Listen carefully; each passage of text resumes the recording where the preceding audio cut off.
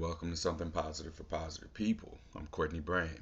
Something Positive for Positive People is me, the podcast host, the editor, the person who reaches out to the guests. I do the scheduling, I do the,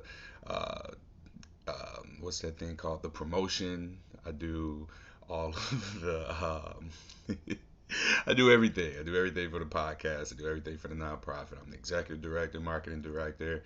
I do the coordination between the board members, as well as the grant applications, speaking applications, the disclosure, coaching calls, whatever you want to call them. I run the social media accounts, but I also work. So I got two part-time jobs, and I also, I'm learning more about Yin Yoga so that I can start teaching that as well.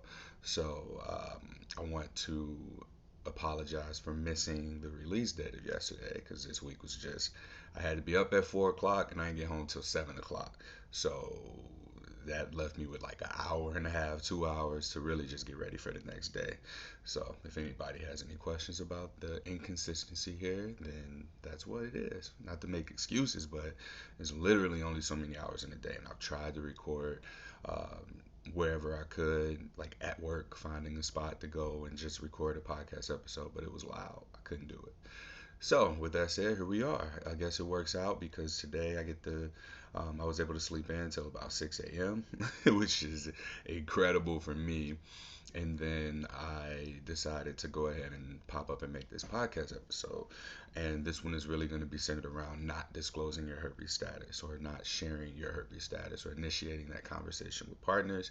And before going into that part of the conversation, I want for people to know that you can donate to Something Positive for Positive People by going to www.spfpp.org or Venmo is Courtney Brain, PayPal is SPFPP, Patreon is SPFPP, and then there's also Cash App, and that's just my first and last name. So if you want to do that, please go ahead and do so. All right, having a video version of this, I recognize that my Instagram audience and the podcast audience are not always the same people. I'll talk about things on the podcast where people on Instagram will reach out and ask me about stuff that is typically done or said on the podcast, especially recent episodes. I'll talk about stuff on Instagram where people who will reach out to me who listen to the podcast will ask about. So I'm hoping that combining, at least in this case, the video format of Instagram and the audio format of the podcast will allow for me to have something that is useful to everybody who listens to or finds something positive for positive people. And I recognize this. I recognize that the social media is one place, one audience, and then the podcast is a completely different one. There's a little bit of overlap, but I would argue that it's not even a relevant percentage of which there's that crossover between the two. Um, Recently, a lot of conversations have been coming up around not telling a person that you have herpes. And not to say that everybody who listens to this podcast or who will see this is someone who doesn't have it or who, assuming that they have it, but I want to be sure to speak to this topic as a whole by first off just saying that if you have these thoughts, it may we have the thoughts, right? Because it's easy. It is an easy thing to do to just withhold information from a person, especially when what it is that you want is right there in front of you right now in this moment. So it's important that you at the very least consider looking at the bigger picture of what it is that you want with this person or what you want, period, because sprinkling in deception into your desire, especially at the expense of another person's overall well-being, is not going to often produce the result that you want. Like, that's, if anything, creating more of a degree of separation between you and this person and keeping you from being able to fully connect with one another. I recently made a post where there was a guy who reached out to me, and he was coming up on his 1 year since he was diagnosed, and we had talked a year ago. And when he reached out, he talked about being in therapy, and he talked about how he's been having more of these conversations with his friends around him, talking about their herpes status and that they've not disclosed their status to people. And on one hand, it's like, okay, One, people don't generally talk about their sexual health status uh, before having sex. We do, in fact, default to just wearing a condom. The Centers for Disease Control here at cdc.gov has six recommendations for uh, preventing STDs. The first one, well, I don't know what order it is. I know there's six of them though. One of them is get tested to know your status, practice mutual monogamy between partners, get vaccinated, and they only really mention the HPV vaccine.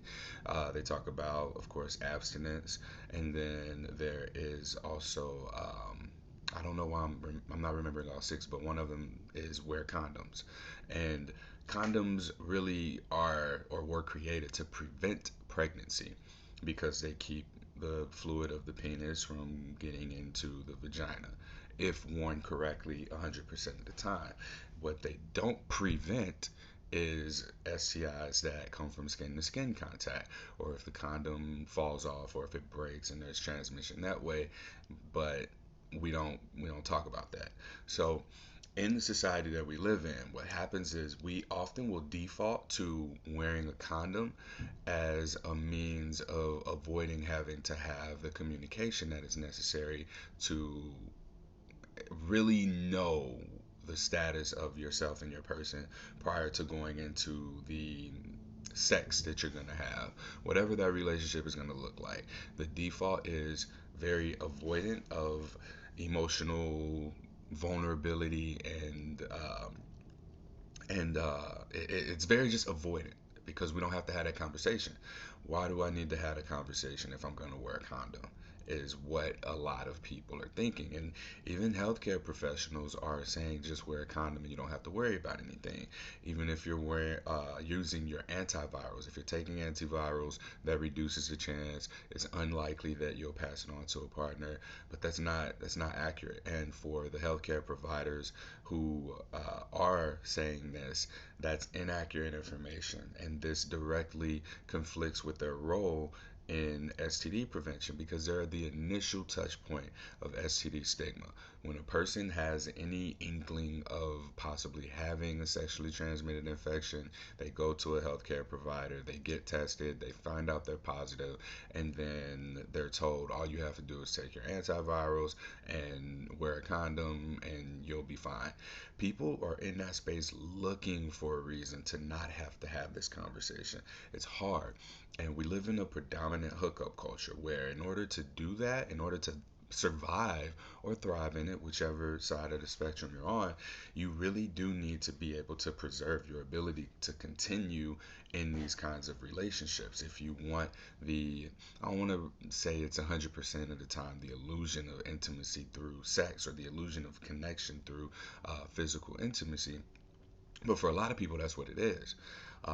For engaging in a relationship that is going to have some sort of a connected component, you got to understand that this may be short term. You got to be uh, ready for in the event that you get your feelings hurt.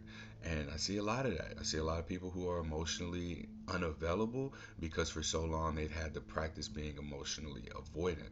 And I've had relationships this way as well, where someone was just not fully available. And for me, what happened was I had the practice of getting better at being with emotionally unavailable people, therefore picking up that skill of being emotionally unavailable.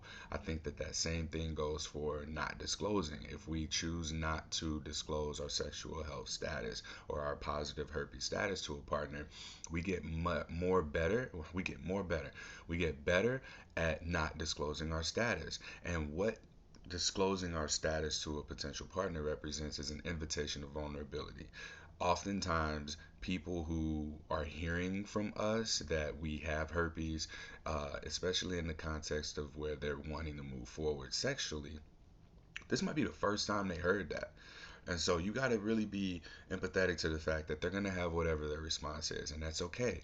But also understand that this isn't 100% about the fact that you told them that you have herpes. What this is that now, rather than thinking, oh, okay, I'll just wear a condom, this is something that they actually have to picture much more long term and ask themselves a question that they might not have had to ask themselves before. What do I want? And then what do I want with you? And then it goes further into, well, are you able to give me what I want? And is what you are able to give me uh, going to be enough? Because think about it, we have to have a very hard and vulnerable conversation with people when we go into the process of disclosing our status.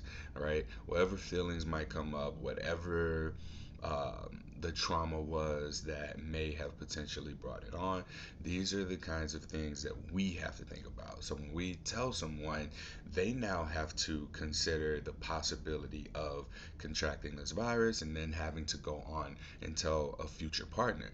And the way that we present it is going to be the only baseline that they have to go off of when it comes to deciding whether or not that this is worth the quote risk. And there is no way to just completely not transmit herpes to another person. There's no way to do it. You can't just not transmit it, right? Even if you are asymptomatic, yes, your likelihood of passing it on is significantly lower than if someone were having an outbreak, not wearing condoms, not taking antivirals. But the thing about it is that there's always a possibility. And so I will never tell people what to do, but what I am going to tell you is some experiences that I've had. If there weren't people who didn't disclose their status, there would be no something positive for positive people, and there would be no something positive for positive people, because there wouldn't have been people that I would have found who wanted to kill themselves because of their herpes diagnosis, right? Now, anybody who's here, anybody who sees this, anybody who's listening to this, if you regularly follow me, you are more than likely a capable person of being able to sit down and have an adult conversation with somebody about your sexual health, right? Now, the reason that you may not want to is because perhaps that person may not be someone who can give you what you need. Like, we have all these physical needs. We want good sex. We want someone we're attracted to. We want a quality lifestyle as well. Um, but going back to the hookup culture thing, there's often the biggest struggle for people disclosing seems to be with people who feel like this wasn't fair. No, they didn't disclose to me. It's not fair that I have to have this conversation with people. And then the other part is that emotional piece, like how vulnerable you have to be with a person and how vulnerable you're making them have to be. And when I speak about vulnerability, I'm not talking about that performative vulnerability that we see on social media, the kind where it's for likes and comments and shares. What I'm talking about is real person to person, one on one vulnerability. Like, I'm almost at 9,000 Instagram followers at this point. So me sharing something quote vulnerable is more than likely going to be because I know this audience, I know what they want to see, I know what they want to hear, and this is something that's coming from my personal experience, but it's packaged in a certain way. I'm going to get positive reinforcement, I'm going to get no reinforcement, I might get negative reinforcement, but there's such a high quantity of it that it doesn't really carry any significance. However, you sit me down across from somebody whose opinion I really value, and I sit down with them and I share with them, hey, I don't know if I'm gonna be able to pay my bills next month. If I sit down from them and I'm like, I don't know how, I'm feeling sick, I'm gonna have to miss work, I'm lonely, my feelings are hurt, I don't know if I can get out of bed, whatever. That is vulnerability, and we've gotten so far away from that because that high quality of that interaction with the person right across from us is significantly more intense than the quantity of the people who we don't have that in-person connection with, right? There's a screen between us. And not only is there this screen, but there's however many miles apart we are. There's also the time at which you might be watching this. Like, it's 7:23 in the morning Pacific time right now. You might be watching this a day later, a week later, a month later, and we're still connected. And that same thing goes for vulnerability. Like, it's not it's not often present but it is presented whenever it's presented. Not to say that it's any less real, but what I'm saying is that it's much lower risk. There is a much greater risk because you are more invested in that in-person interaction than you are online. And I'll be the first one to tell you, like, I think that I've gotten really good at the online vulnerability compared to the in-person vulnerability. But that practice online made me better at doing it online, right? The practice that I've been trying to do lately in person, like I've been really adamant about talking to my friends more. I tell my friends I love them, and these are my platonic guy friends. These are my relationships with the men around me. And the more that I've been able to do that, the more real that I've been able to be, not just in my day-to-day life, at work, or with my passion, or with the podcast, and but that also translates to relationships. It translates online. I'm able to be real. I'm able to say, hey, this is who I am. This is what I'm presenting today, and I'm okay with the consequences, because one of the things that we understand is that, or we have to understand, is that we risk rejection for the sake of connection. And ultimately, I know for myself that, like, that's the ultimate goal for me in life, is to experience connection, to be connected to be able to connect with others and connect other people as well. And I'm doing that, like, I'm living it.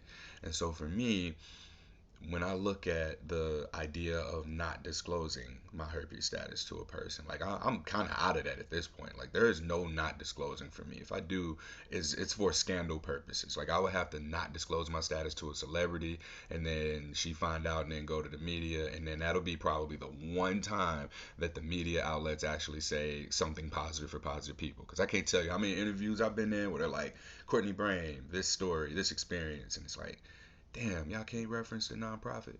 I say that because I made that joke to somebody recently. I was like, the only way that this thing gonna really blow up is if there's some kind of a scandal associated with it. So if y'all know any celebrity, let me stop. I ain't gonna say that.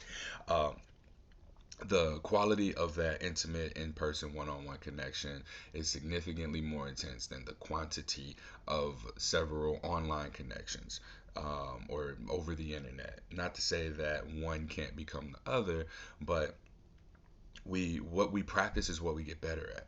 And so as you continue to share your status, you will get better at doing that. But as you don't, you're going to get better at doing that. And is that what you really want? Do you want the kind of connections that are built on deception? Not, you're not a liar. And that's why one of my values in relationships is transparency. I say transparency instead of honesty, because I can be honest with you and still be deceptive. I can withhold information. I cannot tell you a particular part of the story. An example that I use is, if I'm in a monogamous relationship and I have a one night stand with somebody, and I come home that night and my girlfriend asks me, hey, did you sleep with so and so? No.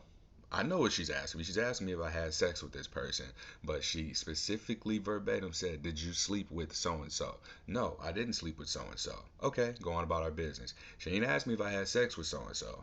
That's a different story, right? So that's honesty, but that's not transparency. And contextually, you know what this person means, right?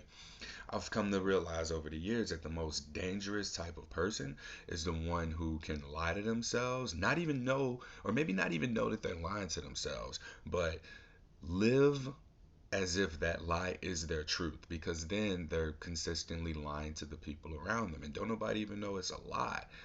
And it takes for you to really be observant and see inconsistencies with people. Like, I've dated someone like this who would lie to herself, and then every decision from that was just reinforcing what that lie was, but it was masked as the truth. So she was living in her truth, the truth that she told herself, or that she told herself and then told other people, but the inconsistency was that the behaviors didn't match the belief. And that's essentially what this does. So if you're not choosing to share your status, or if you're choosing to just withhold it completely, what values does that validate for you? Because for me, I mean, like, I've gone through the process. I've not told partners that I have herpes before we had sex, and then what ended up happening was I was not able to. I'm trying not to curse because then these videos get removed. I would not be able to fully maintain an erection for the duration of sex. And I was a very ego driven person all those years ago. And so I couldn't have nobody running around here telling their friends or going to the group chat saying, yeah, Courtney gave me half hard peen. I'm gonna use peen instead of the D word. Uh, yeah, I couldn't do that. And that's it's funny because that translates to how I felt when I got my herpes diagnosis all those years ago because it was really I didn't want to be known as that dude who was going around here giving people herpes. So when I found out I had herpes and I made those text messages, I ain't gonna say made those phone calls. I sent messages, hey, do you have herpes? Do you have herpes? When everybody said no, I was relieved. I ain't had time to be sad. I was so ego driven that it was a matter of, damn, I do not want to be known as the person who is going around here giving people herpes. And that's been consistent, even through now. Like even if I disclose to someone and she's okay with it and we move forward, we have a good time and she doesn't have herpes, like I still don't want to pass it on to them. And I know that there would be some guilt if I were to have done that. And the way that I get around that personally is just by making sure now that they know because I've had situations where someone gave me informed consent, but maybe it wasn't as fully informed as it could have been. And those relationships just didn't work out, and that goes back to the thinking about right now thing. So if you're across from someone, you tell them you have herpes, they say, okay, I don't care, and then you move forward, and then later on, they might be, I wasn't too sure about that. That's a risk that we gotta take. That's a risk that's a risk for the connection. No matter the lifespan of whatever that connection is, that's the risks that we have to take. So it's not just a risk of rejection, to be completely honest. It's the risk of rejection as well as the risk of connection temporarily. Now, the risk of that rejection coming later, I think that that is significantly worse than just having that person be like, no, I'm not okay with this. Those are my personal thoughts because I've experienced it and I recognize that, that higher high of expectations just creates more of a height for you to fall from. And I'll tell you this, but once you fall from that, you come back strong. Like you can get a little bit higher next time. But understand that there's going to be the risk of a fall. I tell people, like, heartbreak, man, heartbreak is probably one of the most intense emotions for you to really get right.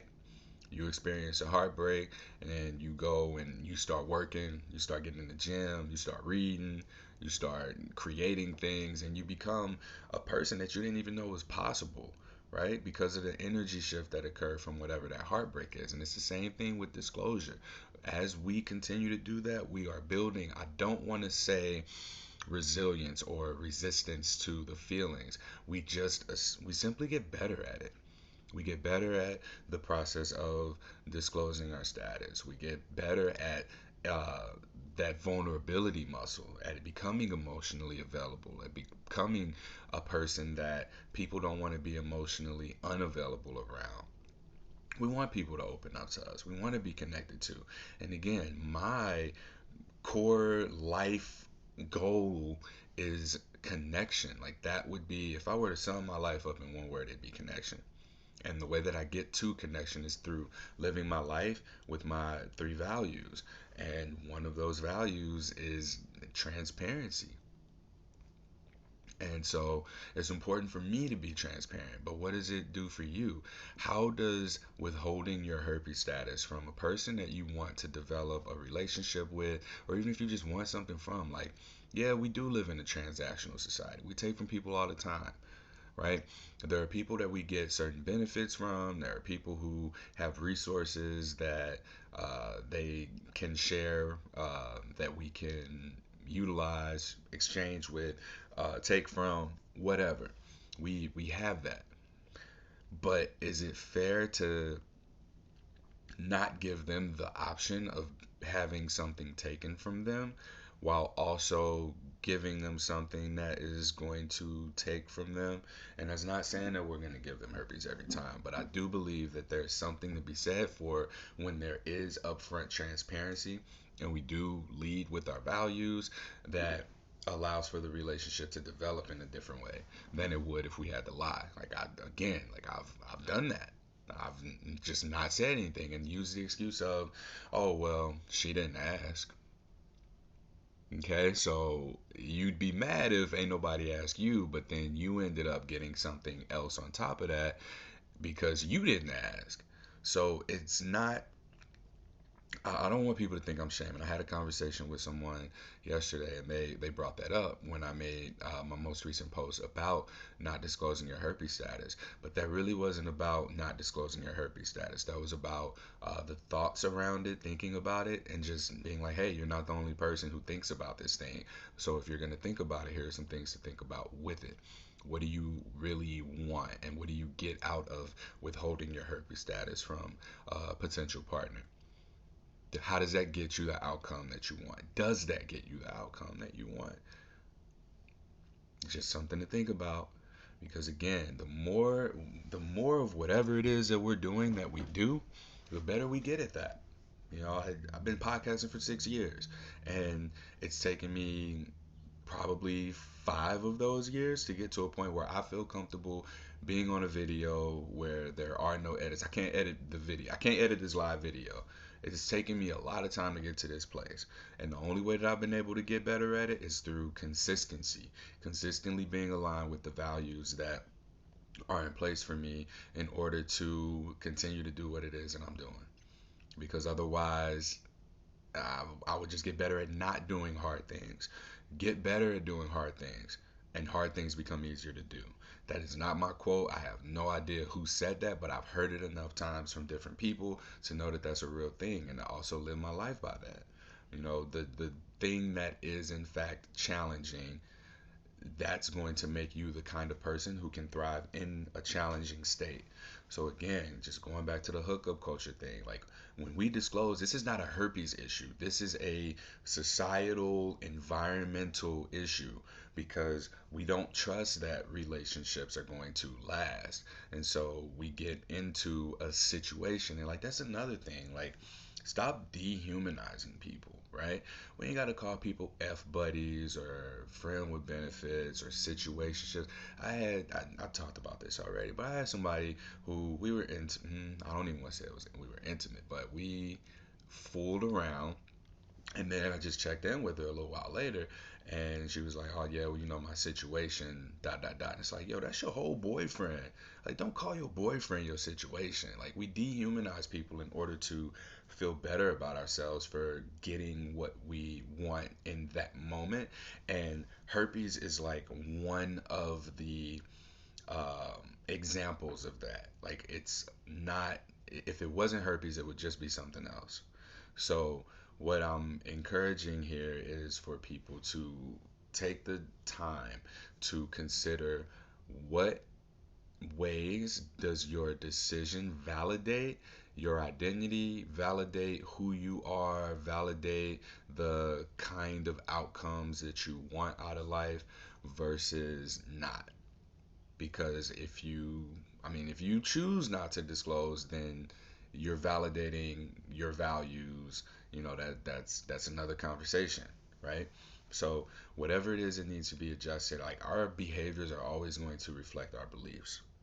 Our beliefs don't always reflect our behaviors. So whenever there's that inconsistency there, that's something to look at. That's information.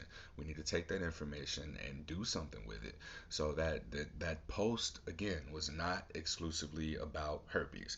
Like that was the topic of discussion that brought us in. Just like with everything else, this podcast, it started because people with herpes wanted to kill themselves, and the conversation would start with herpes, and then it would end with why a person was suicidal and what that person's relationship to themselves was, as well as their relationship to their relationships around them and the people who were in their lives, what they had going on around them, the fact that they probably just were unhappy in where they were or how they got there. So when we really begin to go through the process of looking at where are the inconsistencies between our behaviors and our beliefs, that's when we start to see things for what they really are.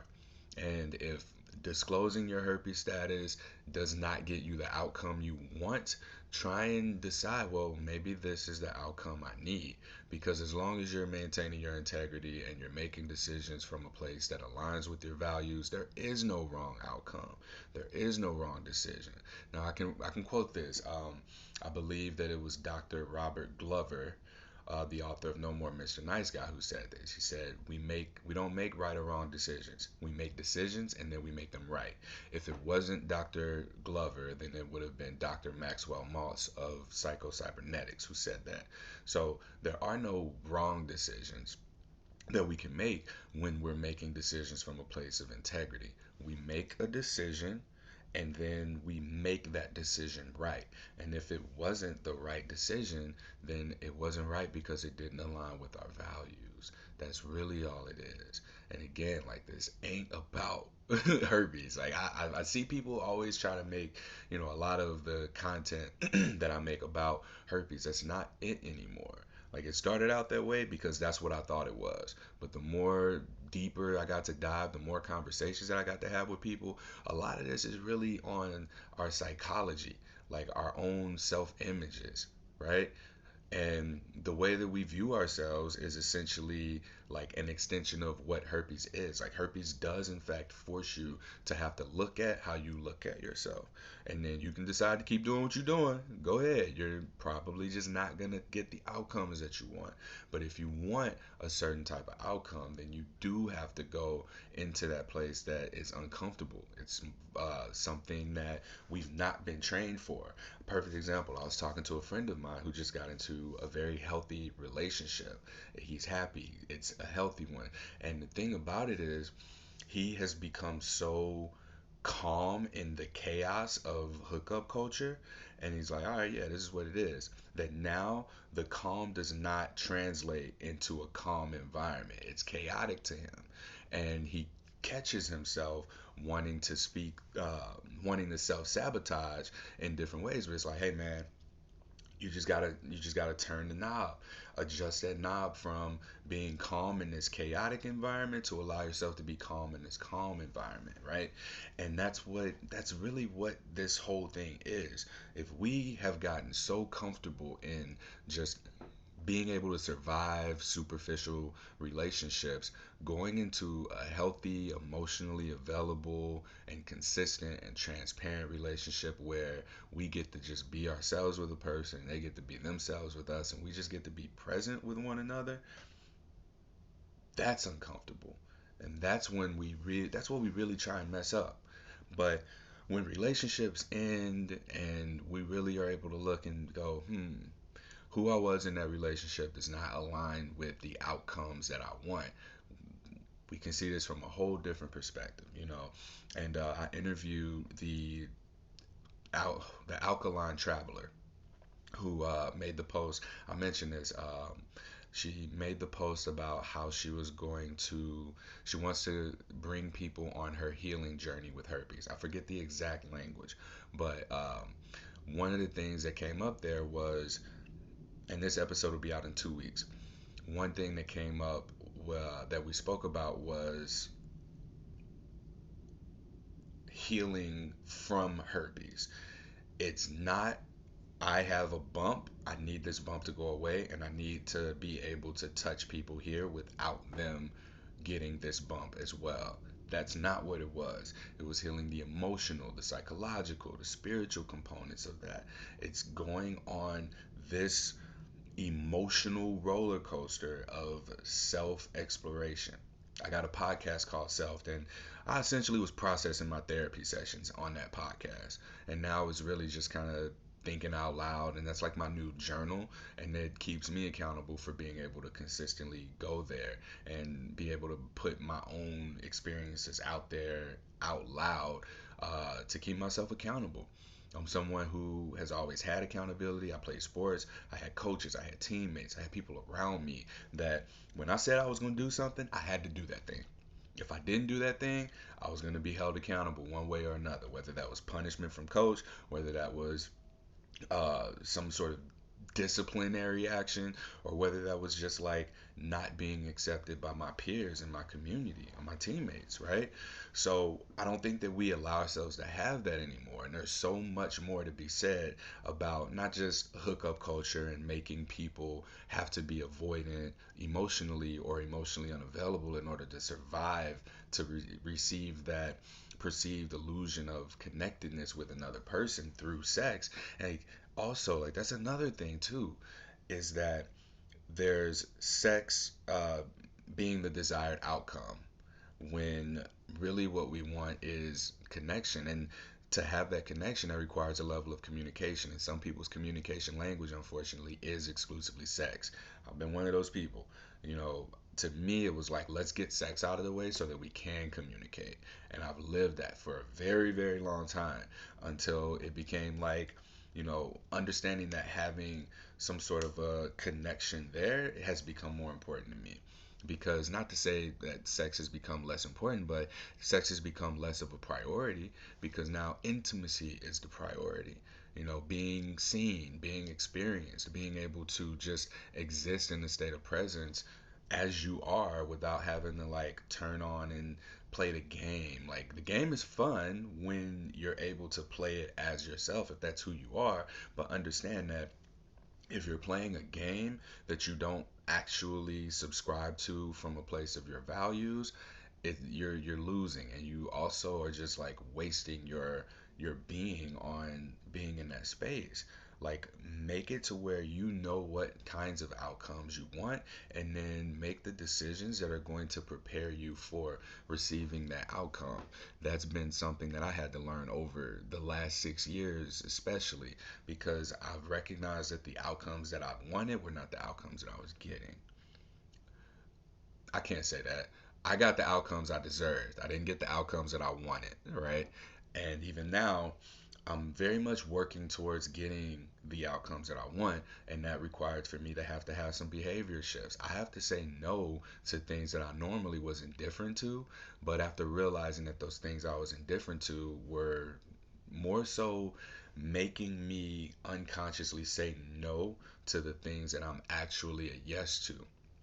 I can't go into that example, but I have examples. I have experiences that I've had where um, I made a decision against my better judgment. I made decisions that went against my intuition. I've chosen to do things that I wasn't a yes to, but because other people were a yes to, those have had outcomes and consequences that have affected me, not in terms of herpes, but financially.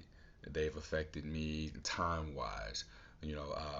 There's Coach Greg Adams on YouTube. He says, protect your meat, protect your money, your energy, attention, and your time. And the things that I say yes to that I'm actually a no to defy, like it disrupts those things. It feels like a waste of money, a waste of energy, a waste of attention, a waste of time. And so now, like, my meat is guided in a more clear direction of the outcomes that I want.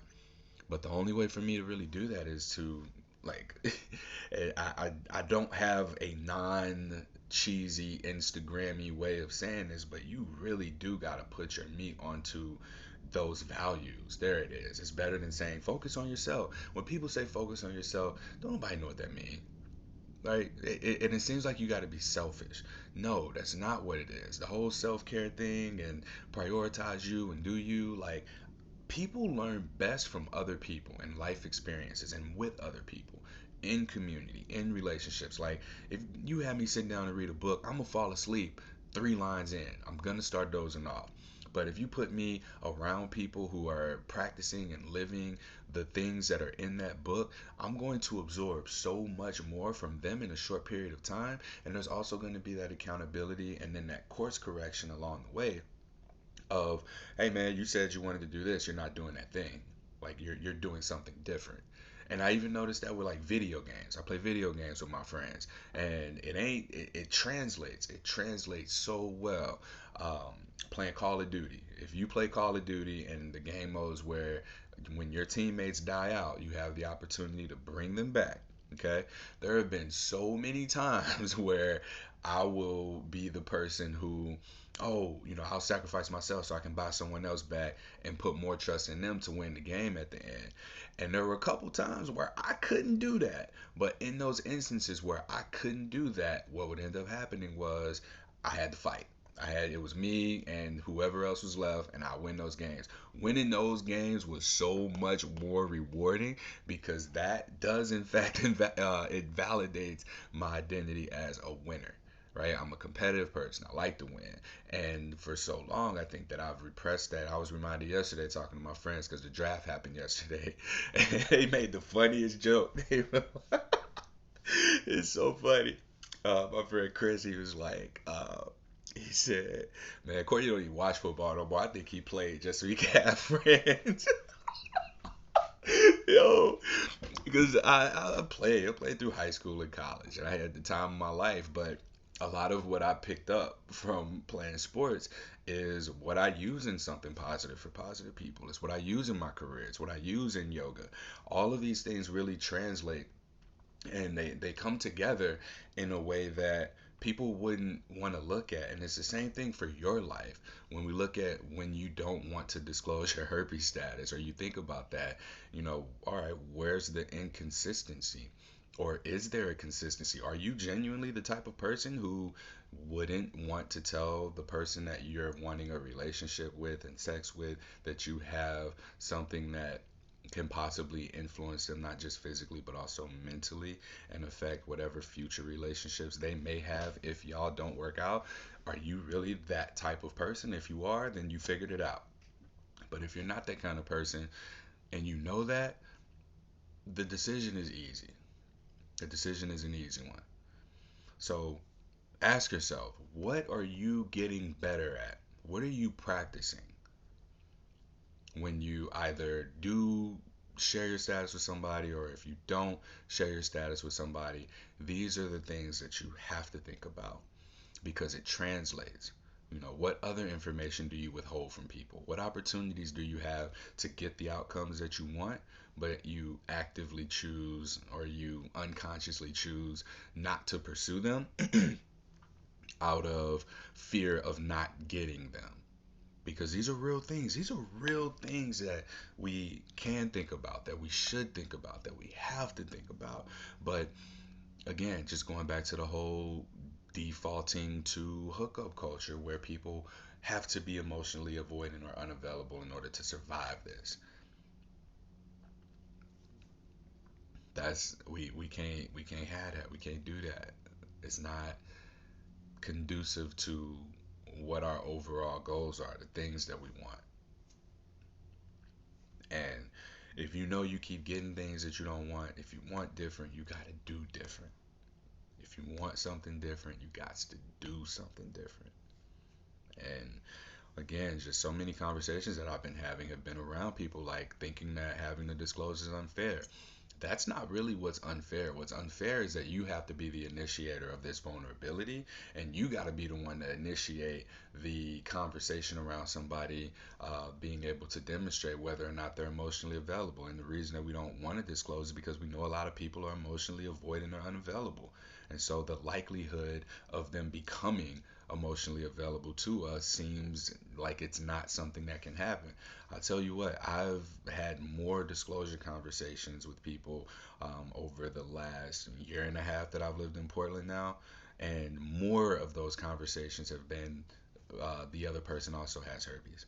And what that led to is more often a vulnerable conversation about what they were going through at that time, what outcomes they got uh, through that process of having to figure out what the connecting piece was. Um, what Why did their herpes diagnosis influence them so much? What did they learn from their rejections? What did they learn from the relationships that they pursued after that? And I tell you what, man, it really made me feel much more validated as the kind of person who wants to connect because I'm connecting with people. And so, yes, it might be through something as tragic as a herpes diagnosis, but it's a connection. It's connecting. Connection has no good or bad. It's just connecting. It just is. And I want for other people to experience that. I want for you to be able to have that for yourself, and I want for you to be able to decide, like, this is what I want to go for, this is what I want, and for you to be able to pursue the outcomes that are best for you, that also line up with whatever your core values are. And those values, man, those are the most significant aspects of our identity. Like, that becomes who we are because we begin to live and express ourselves through those values. So if you're someone who's consistent, like I said, I've been doing this podcast for 6 years. It's been 6 years. It's been a nonprofit for four. And I'm finally at a place where I am getting the kinds of outcomes I want. Fortunately, people have trusted me enough to donate, to give me grants and funding, and give me all types of stuff just to do what I do. And I mentioned earlier, there's a lot of which I do. There's so much that I do, and I also still need to be able to support myself. So I also have to do other things. But all of the things that I'm doing, uh, they're coming from a place that aligns with my values. So the outcomes that I get, again, we don't make wrong decisions or right decisions. We make decisions and then we make them right. And that's where I'm in the process of. You'll see the suitcases behind me. I'm packed up because on Tuesday I'm gonna leave and head back to St. Louis. I'm dropping off some stuff, going to a friend's wedding. I'm filling out some paperwork at the university that I'll be working at and getting some of my training for when I move back at the end of May. So I'm dropping off stuff and I'm making this big move. I don't Did I mention this on the podcast? I know I posted it on Instagram that I was moving back home, but it's actually happening now.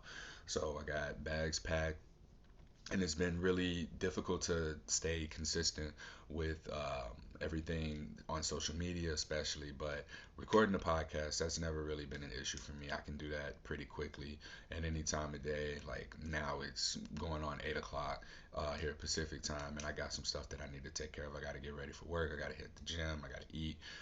But it was very important to me that, regardless of the audio quality or what that may look like, that I stay consistent.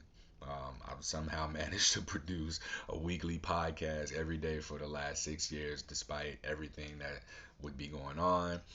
We had the pandemic, of course, and me moving. I moved to Portland, ended up getting jobs, having to apply for jobs, updating different things, resumes, paperwork, websites, all of that. And all of these decisions, all of these skills that have been developed have come from me making a decision that aligned with my values. Like this would be another podcast episode, but I hate suicide.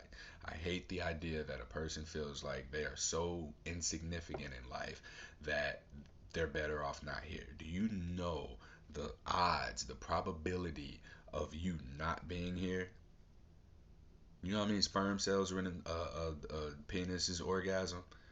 That of all those cells, the one that met the egg at the timing at which it had to have been right was it brought you here. And regardless of what your circumstances are, again, we don't make wrong decisions. We make decisions and then we make them right. So I believe that it's important here for me to hopefully empower people to recognize that they have a choice in the decisions that they make that influence the outcomes that they get. But it really starts from a place of whatever your values are and whatever environment you might have been born in, whatever area or whatever your family has been, your friends, whatever it is that's around you, it's probably conditioned you to be a certain way.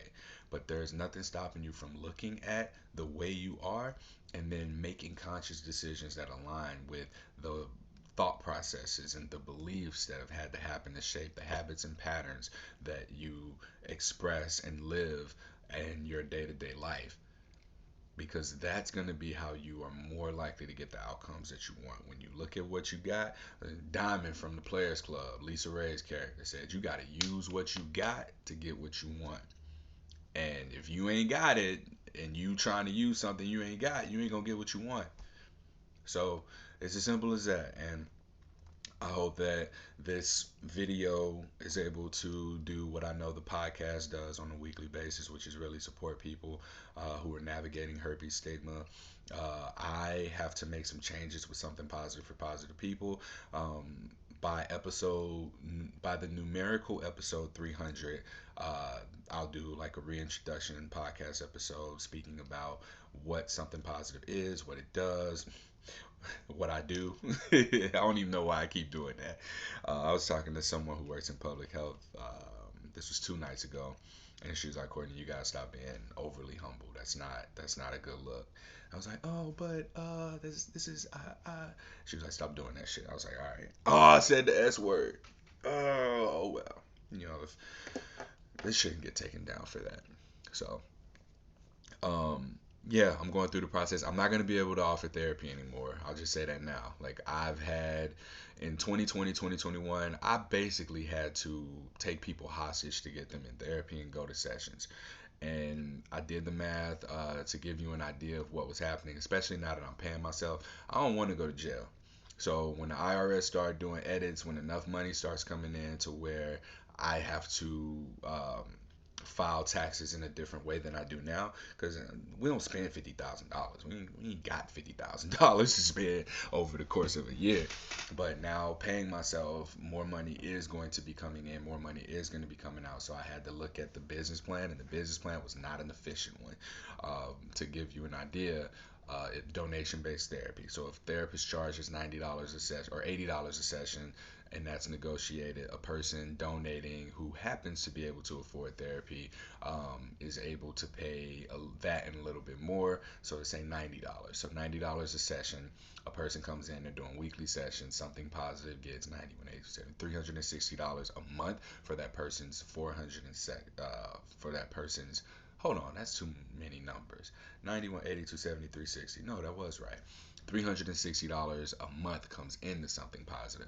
If the sessions are $80 each, then over the course of a month, I'm paying out $320. So that leaves us with a $40 profit. And based on the math, 65% of what goes into a nonprofit in the state of Missouri is supposed to go to employees and salaries and things like that. So I would be bringing in $90 and then taking out 90 and 50, so 140. So more money is actually going out for the sake of being able to say something positive for positive people pays for people to get therapy on a donation basis. So I gotta revise my mission statement again. Um, but a good thing is that I know what I'm doing now. I know that I do a lot of different things, and I don't have to say there's any one specific thing I do, because this is essentially a hub of various um, health communication resources, and the actions, the things that are done are through the podcast, the social media, the coaching, the speaking engagements, the community, and the support that's offered. All of those things are functions of the nonprofit. I just got to say it in a way that the IRS will be able to say, oh, okay, this is what they raise money for, this is what they spend money on. So even if the money is going to be spent on just maintaining Courtney's ability to continue to do this by running the website and the podcast and things like that. So it'll be a combination of things that something positive for positive people does. And y'all have been really helpful with filling out the evaluation forms whenever you get support, and the donations too, because those really help. But the evaluation forms from the Love and Action Fund by Dr. Evelyn Molina Dacker has really helped me understand what it is that I'm doing for you all, so that I can best communicate that to people moving forward who might have opportunities for me as well. That all said, I look forward to connecting with y'all. If you like this podcast episode, like, talk to me. I'll be interviewing someone in the next couple of weeks about non-disclosure or just not disclosing at all, and that'll be a useful conversation, because we don't ever have these conversations from a judgmental way or perspective at all. It's just going to be a matter of seeing what the thought process is and being able to have a conversation in a safe space to be able to understand where that person's thoughts are coming from, and what might have shaped what their values might have shaped as far as the outcomes that they want. And of course, I'll ask them, like, well, are you getting what you want out of this, and things like that. But again, so much of this thought process has so little to do with herpes itself, and it's more about whatever the connection is between a person's behaviors and beliefs. And in between that, it's just going to be what your values are. So living from that place is going to get you the outcomes that you deserve, the outcomes that hopefully do align with your values, your intentions, and yeah, that's it. I think I can stop there before I get to the point of rambling. This is a really good place to wrap up. Again, you can like, rate, review, subscribe to the podcast. Of course, donate as well. Venmo is Courtney Brame. Cash App is Courtney Brame, all one word. Don't be fooled by anybody who got them letters or numbers afterwards. You might mess around and Venmo my dad. We got the same name. But yeah, Courtney Brame on those platforms. And then PayPal, Patreon, uh, something positive for positive people. The slash SPFPP will be how you find those. Um, yeah, that concludes this episode. Thank y'all for being here. If you're watching, thanks for watching. You are more than welcome to, if you want, you can stitch clips from here and share it because I ain't got it in me. I don't. I got the live video. It's going to be on the Instagram feed. I'll share it to my stories. I got the podcast episode. I'm going to put that on the feed here now. But yeah, if y'all want to do that, if y'all want to support, y'all can stitch parts of this, even if it ain't got nothing to do with herpes, and circulate that across whatever social media platforms y'all have. All right, that's what Andrew Tate did, and so yeah, if that worked for him, maybe it would work for me if I just stop talking about herpes for so long to where we can get enough of it stitched. Maybe I need to say something controversial, like that part where I said if I had sex with a celebrity and didn't tell her I had herpes and it'd be a scandal. Just use that part where I said had sex with a celebrity but didn't disclose, and then let that be what circulates and goes viral, and then people can find the something positive for positive people platform, and then maybe I get some funding. Maybe the CDC will check me out. Who knows? All right, y'all. Thank you. Oh wait, I guess it's people in here. Does anybody have any questions at all? I got like 3.5 minutes before I need to turn this off. So if you in here and you got a question, go ahead and ask that question now. I see some comments here. Thank you. I hope you have a great day too. Somebody said I hate it when Courtney's right, and then they put LOL. Someone said it sucks that it's not on the regular SCI SCD panel, and you got to ask for it. I wish doctors would stop saying you don't have to disclose. Yep, we'll get there. Someone said, agreed, the more you do it, the better you get at it. Start telling people, and eventually you'll be able to disclose or mention herpes the same way folks talk about food. Hey, that's a really good point because I love talking about food. Someone said, the illusion of intimacy or connection by way of sex. Paraphrase, a MF word. Yeah, I be saying stuff. I don't even know. I don't be knowing that it hit like that. So it feels good to know that a lot of what I'm saying is registering for people and that they're able to resonate with it. All right, next week I'll be in St. Louis. I got a couple podcast episodes scheduled to release automatically. I'm going to be interviewing, or the podcast will release next Thursday from oh my goodness, the Lost Labia Chronicles, where we talk about lichen sclerosis, which is sometimes mistaken for herpes as well. But yeah, I interview her. We talk about lichen sclerosis, and then after that, I interviewed the alkaline traveler, about healing from herpes, and then I, I don't know what's after that. I think after that will be the episode with the lady who I'll be interviewing, who had gone without disclosing her status. But all right, thank y'all for listening, and yeah, I'll see y'all soon.